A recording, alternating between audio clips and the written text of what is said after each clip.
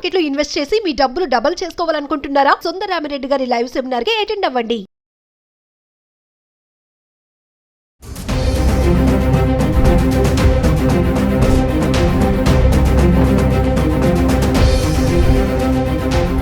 Hello viewers, welcome back to our channel. ప్రస్తుతం మనతో పాటు ఉన్నారు consumers welfare committee chairman Mandadi Krishnareddy గారు. సార్తో మాట్లాడదాం. నమస్తే అండి. సార్, గోల్డ్ ప్రైసెస్ చూసుకుంటే ఎక్కడ ఆగట్లేదు, అలానే పరుగులు పెడుతుంది బంగారం ధరలు. దీనికి రీజన్స్ ఏంటంటారు? మనం ఒక వీడియో కూడా చేసాము. ట్రంప్ ఎఫెక్ట్, అంటే ట్రంప్ యొక్క ప్రభావం ఈ బంగారం ధరల పైన ఎలా ఉంటుందంటారు? డెఫినెట్గా. ఎందుకంటే ట్రంప్ వేస్తున్న ఎత్తుగడల్లో బంగారం కాస్ట్ కూడా పెరగడానికి ఒక రకమైన అవకాశాలు కల్పించిందని చెప్పాలి. ఎందుకంటే మిగతా దేశాల కన్నా ఎప్పుడైతే డాలర్ విలువ బాగా పెరగడానికి ప్రయత్నం జరుగుతుందో, ఎప్పుడైనా ప్రపంచ దేశాలన్నీ కూడా బంగారం కానీ, విలువైనటువంటి వజ్రాలు కానీ, వైడ్యూరాలు ఇట్లాంటివన్నీ కూడా దానికి డాలర్తోనే ముడిపడి ఉంటాయి, దానితో కొనేటువంటి అవకాశాలు ఉంటాయి. ఎప్పుడైతే డాలర్ రేటు రోజులకు పెరిగిపోతుందో ఆటోమేటిక్గా బంగారం రేటు కూడా పెరుగుతుంది. ఎందుకంటే మన డాలరు మనకు రూపీ వాల్యూ డాలర్తో పోల్చినప్పుడు తక్కువ ఉన్నప్పుడు ఏంటంటే మనకు ఎక్కువ బంగారం వచ్చేది.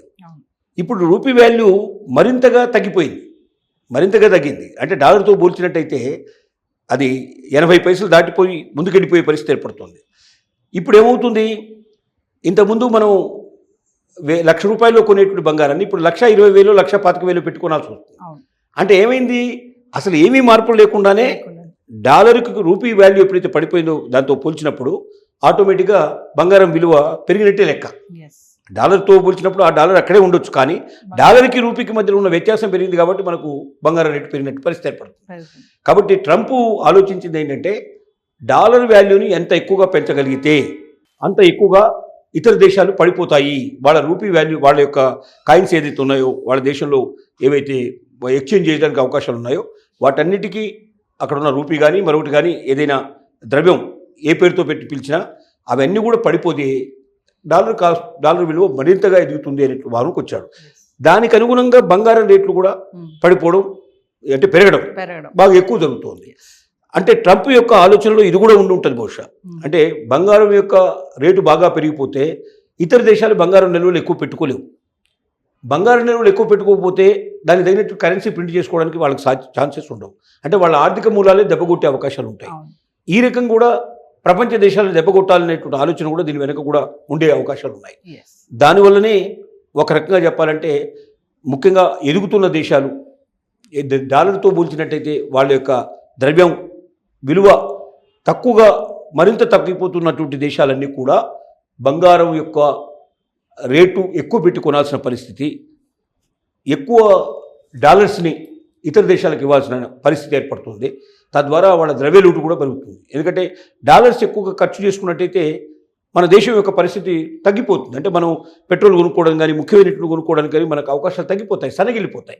వీటన్నిటిని దృష్టిలో పెట్టుకొని ట్రంప్ యొక్క ఆలోచన విధానంతో ఇండైరెక్ట్గా ఇతర గోల్డ్ రేటు పెరగడం కానీ, తర్వాత వాళ్ళ దేశాల్లో ఉండేటువంటి ద్రవ్య యొక్క విలువ పడిపోవడం కానీ, తద్వారా కూడా ఎక్కువ రేటు పెట్టి కొనాల్సిన పరిస్థితి ఏర్పడటం కానీ, ఇవన్నీ అక్కడికే దారితీసే పరిస్థితి ఏర్పడి చిట్ట చివరికి ఇతర దేశాలు రోజు రోజుకి బలహీనమైపోవడం, అమెరికా బలవంతం అవడం అనేది జరుగుతుందని దీని వెనుక ఉన్నటువంటి ఒక నగ్న సత్యంగా మనకు కనపడుతుంది. అంటే సార్, ఇప్పుడు ఆర్థిక సంక్షోభం నుంచి బయటపడడానికి ఈ బంగారం హెల్ప్ చేస్తుందని ఇన్వెస్టర్స్ అంటున్నారు. దీన్ని ఎలా చూడొచ్చు అంటారు? మరి అంటే ఆర్థిక సంక్షోభం మన దేశమా లేకపోతే అమెరికానా? మనది. మన దేశంలో ఆర్థిక సంక్షోభం తగ్గడానికి బంగారం ఎంత మేలు చేస్తుందంటే, బంగారం నిల్వలు మనం ఎక్కువ పెట్టుకోగలిగితే తప్పనిసరిగా మన కరెన్సీ యొక్క వాల్యూ పెరుగుతుంది. మన కరెన్సీ వాల్యూ పెరుగుతుంది. కరెన్సీ వాల్యూ పెరిగినప్పుడు ఏమవుతుందంటే, మనం తక్కువ రేటుకు తక్కువ డబ్బులు ఇచ్చి ఎక్కువగా వస్తువులు సంపాదించుకునే అవకాశం మనకు ఏర్పడుతుంది. కాబట్టి ఏ దేశమైనా ఆ దేశం లోపల ఖచ్చితంగా ఆర్థిక మాంద్యం తగ్గాలంటే ఆ దేశం కరెన్సీలో పెరగాలి, బంగారపు నిల్వలు పెరగాలి. అందుకే ఇప్పుడు మనకు మోడీ గారు ఆలోచిస్తుంది ఏమిటంటే, గోల్డ్ మానిటైజేషన్ గురించి ఆలోచిస్తున్నారు. గోల్డ్ మానిటైజేషన్లో జరిగేది ఏమిటంటే, ఎక్కడున్న గోల్డ్ అయినా సరే అది బ్యాంకుకు వచ్చేట్టు చేసి, ప్రభుత్వం దానికి మీద దృష్టి పడేటట్టుగా చేసి, అది బ్యాంకులు అంటే నేషనలైజ్ బ్యాంక్స్కి వచ్చినప్పుడు ఆటోమేటిక్గా అది గవర్నమెంట్కి వచ్చినట్టే లెక్క అవుతుంది. అంటే గవర్నమెంట్ దృష్టిలో ఉంటుంది. అది ఇతరులది వ్యక్తులుగా స్వతంత్రంగా ఒక్కొక్క వ్యక్తికి సంబంధించిన గోల్డే కావచ్చు, కానీ ఆ గోల్డ్ మొత్తం కూడా బ్యాంకులోకి వచ్చినప్పుడు ఎంతైతే బ్యాంకు నిల్వలు ఉన్నాయో ఆ నిల్వలన్నిటి కూడా చూపించుకోవడానికి అవకాశం ఉంటుంది. తద్వారా ఆర్థికంగా బలపడే అవకాశం ఉంది, ఆర్థిక మాంద్యం తగ్గించుకునే అవకాశం ఉంటాయి. అలాగే వస్తువులు, ఇతర దేశాల్లో ఉండే వస్తువులు కొనుక్కోవడానికి మనకు ఎక్కువగా అవకాశాలు మనకు ఉంటాయి. ఎక్కువ కరెన్సీని ముద్రించుకోవడానికి మనకు అవకాశాలు ఏర్పడతాయి. అంటే దీనన్నిటికీ కారణం గోల్డ్ ఓ రకంగా చెప్పాలండి. అంటే ఆ గోల్డ్ని ఏ రకంగా ఎక్కువ సంపాదించుకోవడానికి, ఎక్కువ తీసుకురావడానికి, బయటికి తీసుకురావడానికి అవకాశాలు ఉన్నాయనేది ప్రతి దేశం ఆలోచిస్తుంది. భారతదేశం కూడా ఇప్పుడు అంతకన్నా ఎక్కువ ఆలోచిస్తుంది. ఎందుకంటే అనేక దేశాలతో పోలిస్తే మన దేశంలో ఉన్న బంగారం చాలా ఎక్కువ. కానీ ఆ ఎక్కువ ఉన్న బంగారం ఎక్కడ ఉంటుంది? బీరువాల్లో మూలుగుతోంది, లేకపోతే లాకర్లో మూలుగుతోంది తప్ప అది ప్రజోపయోగంగా జరగడం లేదు. కాబట్టి దిట్ట బ్యాంకుల్లోకి వచ్చి బ్యాంకే తిరిగి వడ్డీ ఇచ్చే పద్ధతి లోపల, అంటే మనం బ్యాంకుల్లో పెట్టుకుంటే యాక్చువల్గా మనం ఏం చేస్తాం, లాకర్కి ఛార్జెస్ పే చేస్తాం. కానీ ఇక్కడ ఏంటంటే బ్యాంకులో మనం డిపాజిట్ డైరెక్ట్ చేసినట్టయితే దానికి లాకర్ ఛార్జెస్ అవసరం లేదు. ప్లస్ పైపెచ్చు 1-2% నుంచి ఇంకా కూడా ఎక్కువగా పెంచే ప్రయత్నం చేస్తున్నారు. ఒక 2-2.5% పెట్టి ఈ రోజు వరకు బంగారం ఎంత నిల్వలు వచ్చినా అది ఎక్కడి నుంచి వచ్చిందని మేము అడగం. దాని వెనక మేము ఏమి చెప్పాము, మీరు ఎంతైనా తీసుకొచ్చి మీరు డిక్లేర్ చేసుకోండి అంటే కోట్ల కొద్ది విలువైన బంగారం బ్యాంకులోకి వచ్చే అవకాశం ఉంది. తద్వారా మన దేశం సుసంపన్నమయ్యే అవకాశం ఉంది. మనకు అసలు ఆర్థిక ఉండే మాంద్యం కూడా తగ్గిపోయే అవకాశం ఉంది. అప్పులు తగ్గిపోయే అవకాశం ఉంది. ఆర్థికంగా బలపడే అవకాశం ఉంది. డాలర్తో పోల్చినట్టయితే రూపీ వాల్యూ కూడా పెరిగే అవకాశం ఉంటుంది. కాబట్టి ఇటువైపున మనం ప్రయాణం చేయడం చాలా అవసరం. సార్ ఇప్పుడు 1,00,000 వరకు వెళ్ళిపోతుందా అంటే ఏం చెప్తారు? బంగారం ధర పెరిగినా ఆశ్చర్యపడాల్సిన అక్కర్లేదు. పెరిగినా ఆశ్చర్యపడాల్సిన, ఎక్కువ రోజులు కూడా పట్టకపోవచ్చు కూడా చెప్పాల్సిన పరిస్థితి పెరగచ్చు. కానీ ఇది సుస్థిరంగా ఉంటుందని మాత్రం చెప్పలేము. ఎందుకంటే బంగారం సంబంధించినటువంటి విషయం కాబట్టి ప్రపంచ దేశాలు ఎప్పుడు ఏం చర్య తీసుకుంటారో తెలియదు. ఒక్కోసారి ఒక దేశంలో బంగారం బ్రహ్మాండంగా దొరకవచ్చు.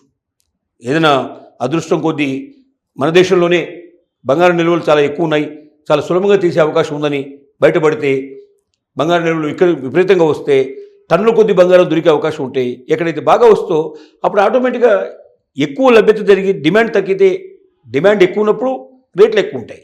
డిమాండ్ తగ్గి ఎక్కువ లభ్యత ఏర్పడినప్పుడు ఆటోమేటిక్గా తగ్గే అవకాశాలు ఉంటాయి. కాబట్టి బంగారం రేటు సుస్థిరంగా ఉంటుంది, 1,00,000 పైన ఎప్పుడు ఉంటుందని అనుకోవడం కూడా కరెక్ట్ కాదు. తగ్గే అవకాశం. కానీ ఇప్పుడున్న పరిస్థితుల్లో మాత్రం 1,00,000 చేరువ కావడం, 1,00,000కు మించిపోయినా కూడా ఆశ్చర్యపడాల్సిన అవసరం అయితే లేదు. నమస్తే.